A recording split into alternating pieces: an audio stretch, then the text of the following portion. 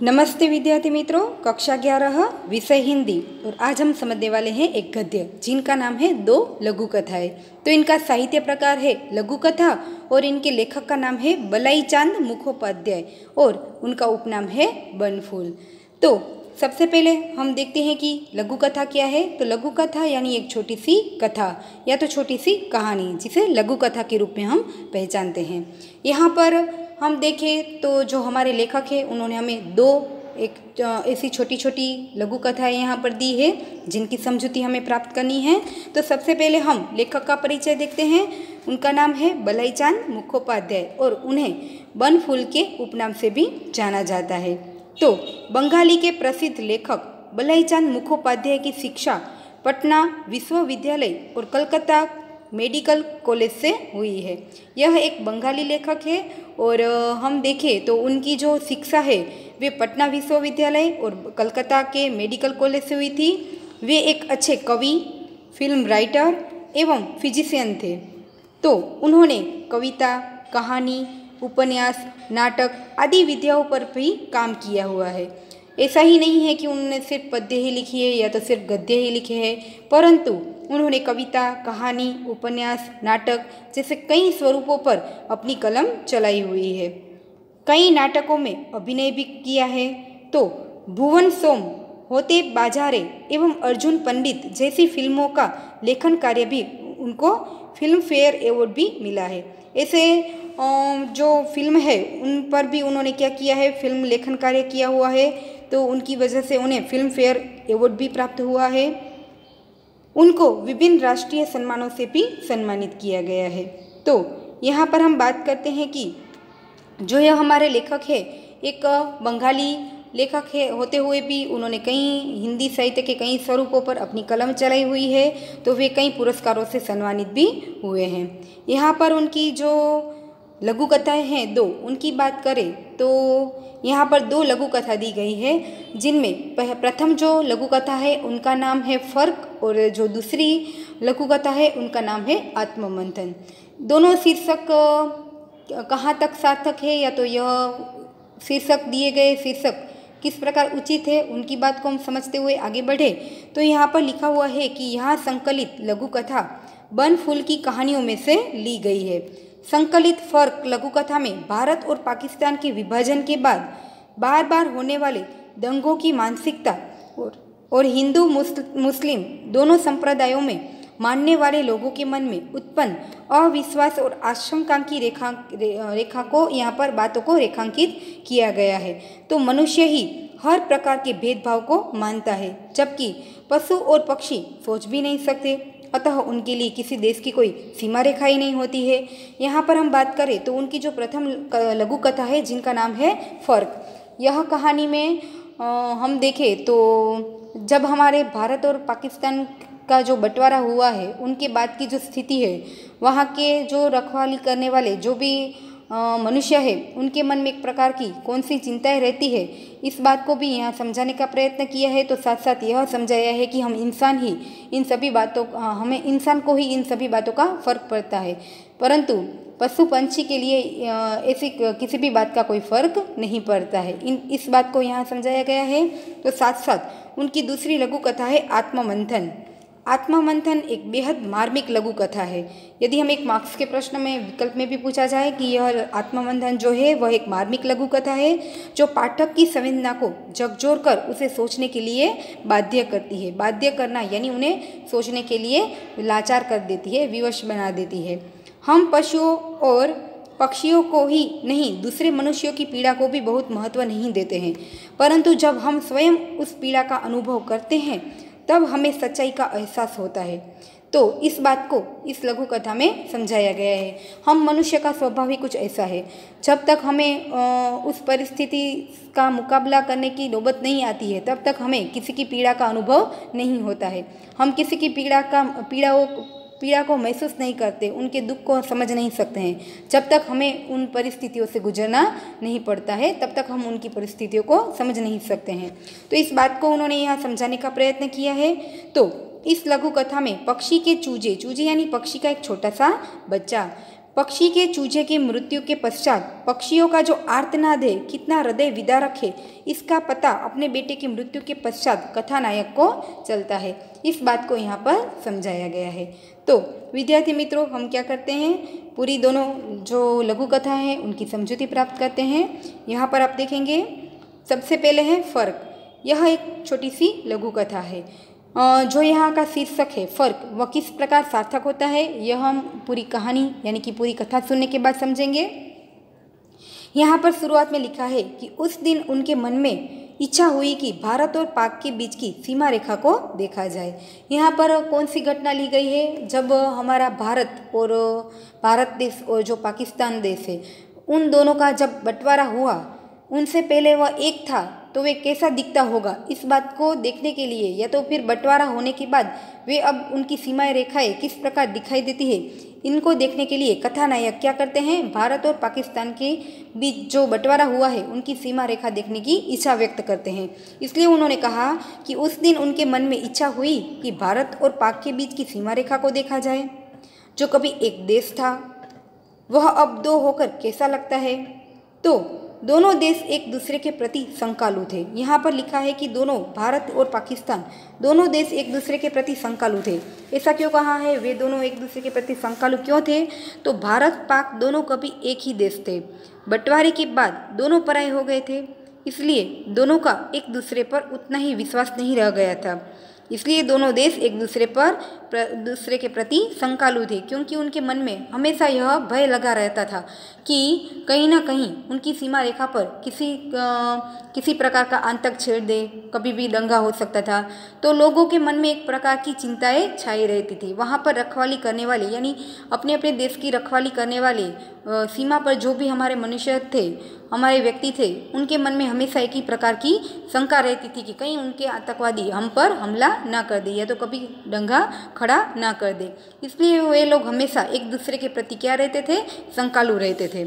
यहाँ पर लिखा हुआ है कि दोनों ओर पहरा था। पहरा यानी रखवाली हो रही थी।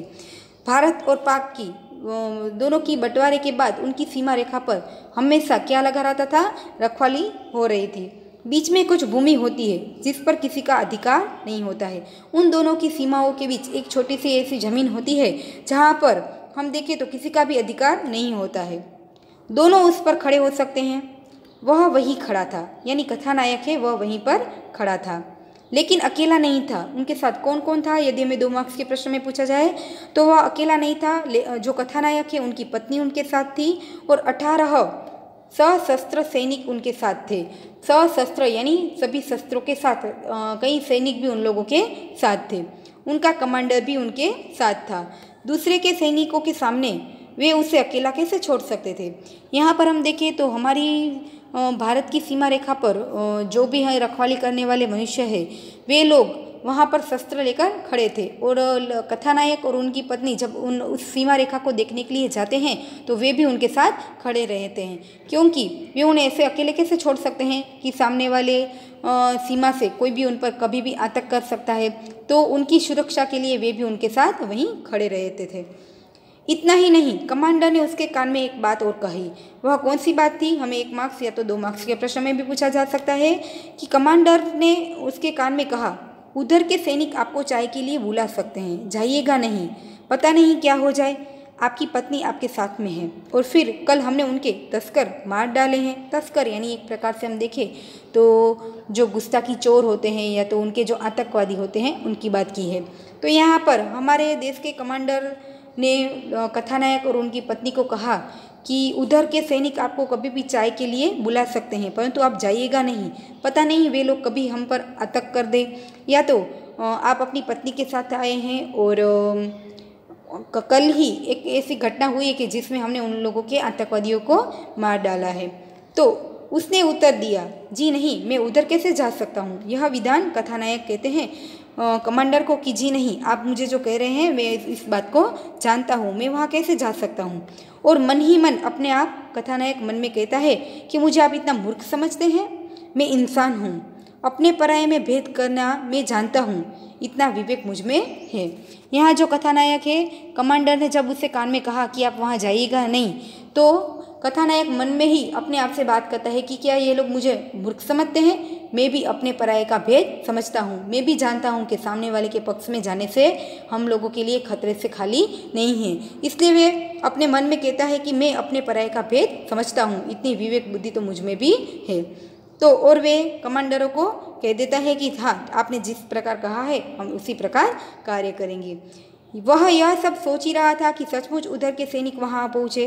रोबीले पठान थे, यानी एक प्रकार से बड़े ऊँचे, हम देखें तो शक्तिशाली ऐसे कई जो वहाँ के सैनिक थे वे वहाँ आ पहुँचते हैं और क्या करते हैं, उन लोगों को बुलाते हैं और बात करते हैं। बड़े तपाक से हाथ मिलाया, तपाक से यानी तेजी से हाथ मिलाया, यानी एक प्रकार से उनका स्वागत किया।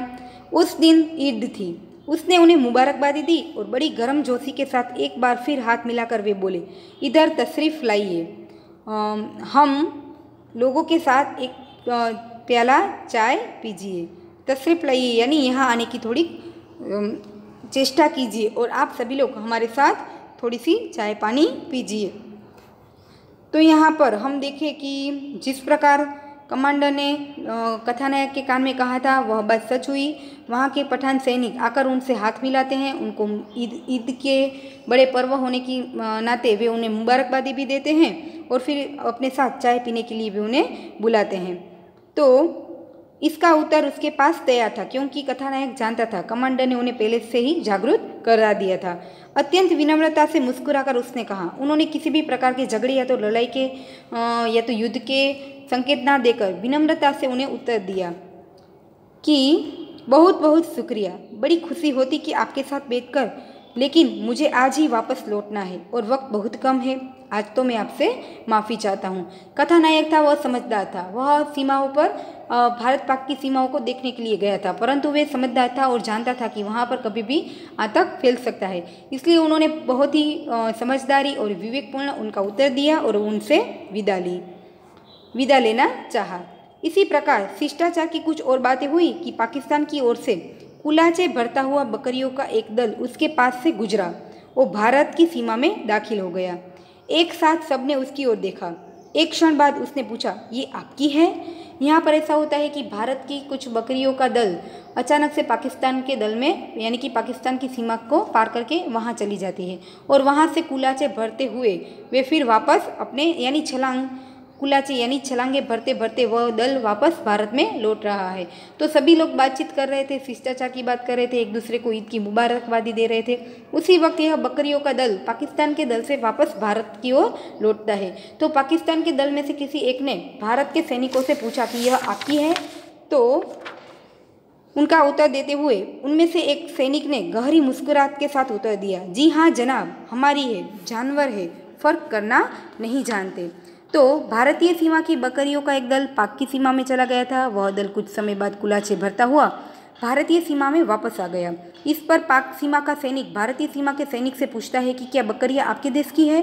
तो उसका आशय यह था कि देखिए ये हमारे देश में आ गई थी, परंतु इस पर भारतीय सैनिक विनम्रता से कहते हैं, हाँ हमारे देश की ही है, इनकी गलती नहीं है, ये जानवर है, इन्हें पता नहीं है कि आपकी ओर दूसरा देश है और हमारी ओर दूसरा देश है।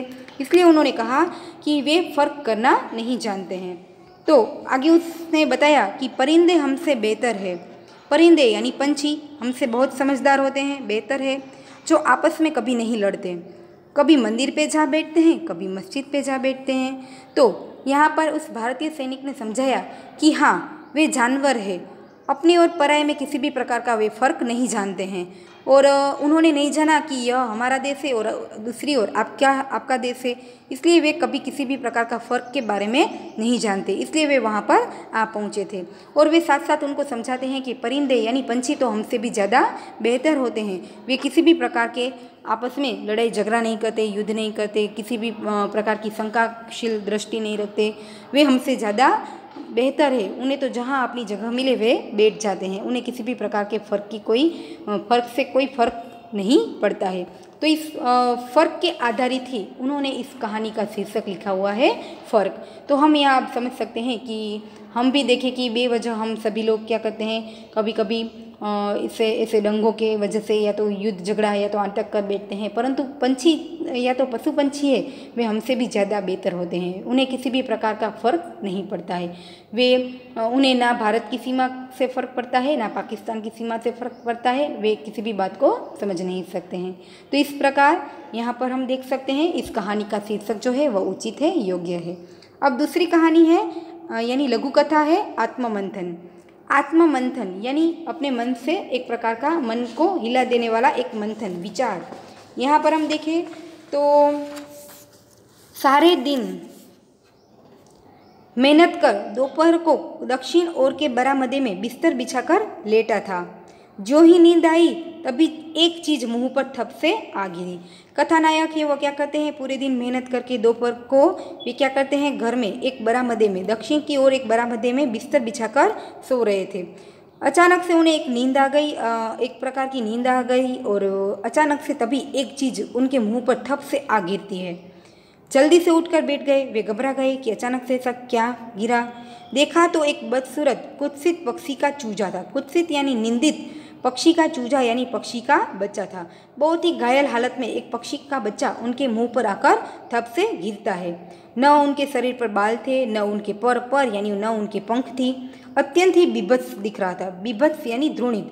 हम देखें तो उनको देखकर ही हमें एक प्रकार की बू महसूस होती है। वह ऐसी हालत में वे कथानायक के मुंह पर आकर गिरता है। न उनके पंख रहे थे यानी उनकी पाँख भी घायल हो चुकी थी, उनके शरीर पर एक भी बाल भी नहीं बचे थे। मैंने क्रोध और धृणा यानी नफरत से उठाकर उसे सामने आंगन में फेंक दिया। कथानायक क्या करता है, उनको देखकर उन्हें एक प्रकार की क्रूरता उत्पन्न होती है, इसलिए वे उनको उठाकर तुरंत ही अपने आंगन में फेंक देता है। पास ही एक बिल्ली मानो इसी क्षण के इंतजार में घात लगाए बैठी थी कि कब वह आदमी उस पंछी के बच्चे को छोड़ दे और वे उनका शिकार बना सके। उसने झपट कर बच्चे को उठाया और भागी। मैनों का झुंड आर्तनाद करने लगा। आर्तनाद यानी दर्द भरी ऊंची आवाज़ में वे रोने लगे। यहाँ पर हम देखें तो बिल्ली बच्चे को ले जाती है तो उन पंछी की जो माएँ हैं वे बहुत ही रोने लगती है। पक्षियों का हाहाकार देर तक सुनाई पड़ता था। थोड़ी देर तक करवटें बदलने के बाद लेखक यानी जो कथानायक है वे फिर सो जाते हैं। 4-5 साल बीत गए। अचानक एक दिन जो कथानायक है उनका एक लौता आंखों का तारा यानी सबसे प्यारा बेटा सचिन सांप काटने से मर गया। डॉक्टर, वैद्य, ओझा कोई भी उसे बचा न सका। हमेशा हमेशा के लिए भी उसे छोड़कर सचिन चला गया। तो घर में रोना पीटना शुरू हो गया। कथानायक की पत्नी मूर्छित होकर गिर पड़ी यानी बेहोश हो गई। कुछ महिलाएं उन्हें संभालने में लग गई। बाहर आया तो देखा बच्चे को ले जाने की तैयारियां हो रही थी। हाहाकार मचा हुआ था। यहाँ पर हम देखें तो लेखक के घर पर उनका एक प्यारा बेटा एक ही बेटा था जो वह सांप काटने से मृत्यु उनकी हो गई। कई डॉक्टर उन्हें बचाने के प्रयत्न किए परंतु वे बचा नहीं। तो उनके घर उनकी यह घटना सुनकर उनकी पत्नी भी बेहोश हो गई। लेखक भी काफ़ी दुखी हुए। उसी वक्त मुझे बहुत दिनों बाद न जाने क्यों उसी चिड़िया के बच्चे का ध्यान आया। जो कथानायक है उन्हें देखा कि उनके बेटे को ले जाने की तैयारियां हो रही थी यानी अग्निदाह देने की तैयारियां हो रही थी। तब अचानक से उन्हें एक घटना याद आती है जो उनके साथ 4-5 साल पहले हुई थी। उसी 4-5 साल पहले निस्तब्ध यानी शांत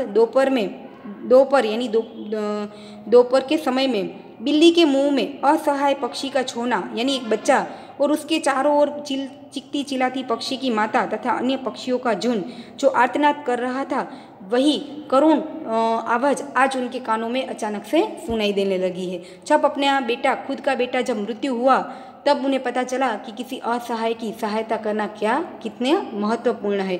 जब वे चाहते तो उस पक्षी को सहायता दे सकते थे, उनकी मदद कर सकते थे, उनकी रक्षा कर सकते थे। वह पक्षी बहुत ही असहाय हालत में नीचे गिरा हुआ था, परंतु उस वक्त कथानायक ने उनकी ओर बिल्कुल ध्यान नहीं दिया था और उन्हें फेंक दिया और बिल्ली उनको अपना शिकार बनाकर चली गई थी। आज जब अपने खुद के बेटे की मृत्यु हुई है तब उसे वह घटना याद आती है और वे मन से एकदम हिल जाते हैं और वे अधिक दुखी बन जाते हैं। सहसा एक अनकहे इशारे ने मुझे भीतर तक हिला दिया। और कथानायक कहते हैं कि वह घटना ने अचानक से ही मुझे भीतर तक हिला दिया यानी मैं भीतर तक एक प्रकार से दुखी हो गया। यहाँ पर हम देखें तो एक प्रकार से इस कथानायक के पात्र के द्वारा हम यह समझ सकते हैं कि लेखक का इशारा यह है कि हम सभी लोग, मनुष्य का स्वभाव ही एक प्रकार से ऐसा है, वह किसी दूसरों की मदद करने में अपने आप को महत्वपूर्ण नहीं समझता है, वह उनकी मदद नहीं करता है, परंतु वही दुख जब उनके साथ होता है तभी उसे किसी की दुख या तो पीड़ा का महसूस होता है। जब तक हमें खुद को उस घटना का अनुभव नहीं होता है तब तक हम किसी की पीड़ा को समझ नहीं पाते हैं। इस बात को यहाँ पर लेखक ने समझाने का प्रयत्न किया है। तो इस प्रकार जब अपने बेटे की मृत्यु होती है तब वे मन से दुखी हो जाते हैं, तो उसी आधारित इस कहानी का शीर्षक भी है आत्ममंथन। तो यह यहाँ पर उचित है। तो विद्यार्थी मित्रों, 2 लघु कथाओं के माध्यम से हमने, कहानियाँ बहुत ही छोटी है परंतु इनके कहने का जो भावार्थ है, सार है, वो बहुत ही गहरा है। इस बात को लेखक ने हमें यहाँ परिचय कराया है। तो इस आधारित 2 लघु कथाएं का जो शीर्षक है फर्क और आत्ममंथन, यहाँ पर उचित है। पूरा पाठ जो है हमने उनकी समझूती प्राप्त की है। अब इनके जो स्वाध्याय के प्रश्न है वे हम हमारी नोटबुक में लिखेंगे। नमस्ते, थैंक यू।